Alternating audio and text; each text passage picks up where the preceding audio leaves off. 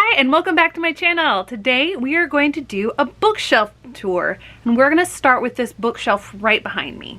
This bookshelf is the oldest bookshelf that I have. I used to have a lot more, but through various unhauls I got rid of books that I am no longer interested in.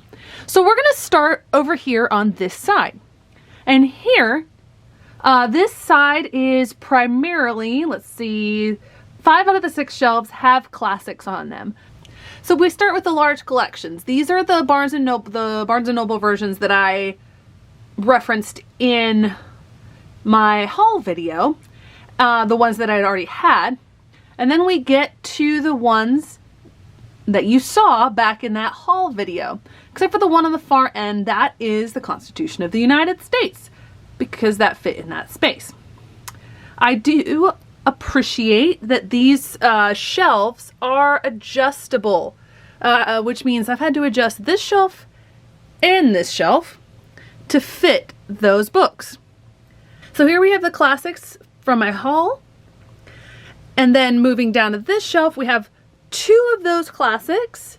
Then we have Don Quixote in Spanish, that's the black spine, and then in English. Then we have the Barnes & Noble paperback versions.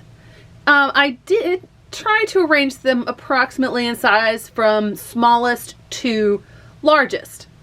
So that's what takes up the next few shelves. And then here, down at the bottom, we have some of the classics that didn't fit. Not that didn't fit, that I couldn't find Barnes & Noble versions of. And then my very small adult fiction section, which is the Thursday Next series, the Guernsey Literary and Potato Peel Society, and the Kite Runner. We come back up to this section here, which, although right now it's just one shelf, I do know that this is probably going to extend down the bookshelves. But here we have my Harry Potter shelf. So we start off with the illustrated versions here, which do include the first 4, the only 4 published so far in English, and then the 2 that I have in Spanish. Then we have the 6 books. Here we actually have the Philosopher's Stone, that red, purple, yellow binding. Then we have the remainder of the 7 books, and you can tell there's 3 different types here. So I definitely plan on getting complete sets of all 3 versions. Hence it will take up multiple shelves. We have the Cursed Child, the Hogwarts Library books, Tales of Beedle the Bard, Fantastic Beasts, and Quidditch Through the Ages, and we have the gorgeous Mina Lima edition here. Now, we move down to this shelf. We have a couple series that I mentioned in the haul, and I did discover when cataloging my books, I don't actually have all of Series of Unfortunate Events because somehow I forgot to purchase the Penultimate Peril. And right now, the only Spanish books in this series that I have are these 2. Hopefully the rest will be coming home from my classroom library once I return there. Alright, next shelf is my Tolkien shelf with one outlier because it's just pretty and it goes there. Paradise Lost. Then we have Tolkien's translation of Beowulf. That was his expertise with these languages. I mean, he created 2 complete Elvish languages beyond other partial ones. But then we have the Silmarillion, some unfinished tales, my Lord of the Rings, then my collectible copies of Silmarillion, The Hobbit, and the 3.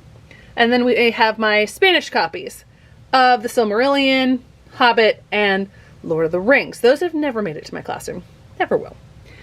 Next we have Chronicles of Narnia and then some Spanish books. We have Spanish Chronicles of Narnia. We have the rest of C.S. Lewis. This middle section are the Spanish books that I haven't read yet. Once I read those, they will go to my classroom. And then these are some classics that I read through but will not be taking to my classroom. This section is the only section, this shelf I should say, is the only one without a lot of books. We do have one book from John McWhorter. Okay, we have my coloring books, and then we have some cookbooks. All right, and then lastly, this is my, I guess you could call it professional development shelf and other books. We have my teaching English speakers of other languages. Then there's some reading and writing, some school leadership, I believe there's one in there, and then culturally competent racial bias study training. All right, before we go to the other bookshelf, I do want to go outside of this room to how I have expanded my library. All right, here we have the expansion to my library, and these are my art of books. With one exception, this blue book right here, that is an illustrated version of Quidditch Through the Ages, the Bloomsbury edition. It is a little bit too big to fit on any of my shelves. And also down at the end that you can't see very well, that is my completed geography coloring book. But these art of books, I love studying how different artists create their works, written, film, all sorts of those. And so from left to right, we have Harry Potter, and going over to the art of the film, fantastic. Oh, actually one more, the Archive of Magic. I believe that's about the Cursed Child and the theatrical production. Then we move into Lord of the Rings related with the Hobbit movies, and then also the actual art in those books. We have the maps of Tolkien's Middle Earth. We have one on Chronicles of Narnia, the movies. We also have Hamilton. On this counter here, we have some, well, these are ones that I've created. We have some books. It's a TBR pile of sorts. This is my actual TBR right here, which are some classroom books, these top two, and then some that I own that I haven't read yet. This is my current coloring book, and then this is my library TBR. All right, now to the other bookshelf. All right, this bookshelf I love. This bookshelf was handcrafted by one of my cousins. I happened to mention years ago when I had several other bookshelves before I did some unhauls that I needed another bookshelf, and he offered to make one if I'd buy the supplies. So I did. Here we start off with my history books, and it starts off with some general history over here that covers it's American history, and it's sort of like well, the first three are textbooks that I had during my degree. They're what you would take during history of the United States. And then also Gotham, which is a history of New York to 1805. So not as comprehensive, but then this shelf moves through American history time-wise. We got Civil War, moving into the Gilded Age, imperialism, into the World War I era, World War II era. And then we come down to this shelf here, which finishes up the American history section with World War II, Civil Rights era, I believe the 70s, oral histories of Nixon and Reagan presidencies, 9/11 Commission report. Then I have a small section, which I'd like to expand on the Armenian genocide. And then we move into biographies. The biographies are roughly chronological with some wiggle room.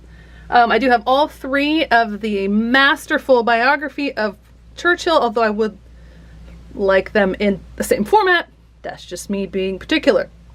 We moved through here. There is one biography over here of Seabiscuit that I put just because it fits under that little knob there. But then we get into books that are about the history of time, which was my favorite class in grad school. We have those two here, Mastered by the Clock, Keeping Watch, and that section finishes up over here in the corner. Then we have some books on historiography. We have some general global history here. And then we move through world history, starting with the classical era, to Latin American history. Then we have with Davis Sobel. Davis Sobel writes a lot with the scientific revolution around the Renaissance time. We have some Renaissance, French Revolution, imperialism, World War I. Now, I do admit the Champion's Mind does not fit, but I do not have a specific sports section, so that's where that one's residing. And then we finish up the history section here with World War I. Actually, that's the peace conference there on the end. World War II, and then some general history books. Then we move into Christian nonfiction. I've never had a very extensive collection of this. I've never unhauled any of them.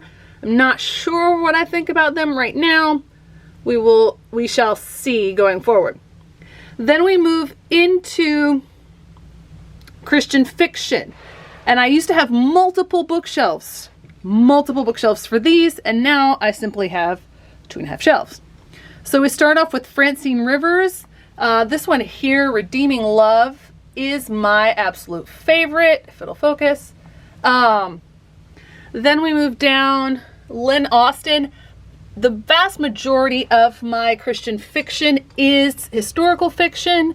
Lynn Austen, Bodie and Brock Taney, Anne Tatlock, one of my favorites. Used to be one of my favorites. Her more recent stuff I've not liked as much. Then we got a few more. I don't really have more than 3 or 4 of any of these others. Here's some standalones. Liz Curtis Higgs. I love this series. It's a retelling set in Scotland of the Jacob and Leah story. And then we get down to some more historical fiction, and I realize as I say that I do have more of Kirsten Heitzman. Sorry about the shadow there. There's some historical fiction, some modern day, then some more historical fiction here. A variety, and then this I believe would be more contemporary Christian fiction here. And there you have it. There is my brief bookshelf tour. I hope to continue to expand on this. I haven't decided whether or not I'm going to do a classroom bookshelf tour because that's a lot smaller, but I may. I'm so excited to continue building on this library, expanding more on this, talking more about books. I hope that you will like, comment, and subscribe and keep coming on this journey with me. See you next time.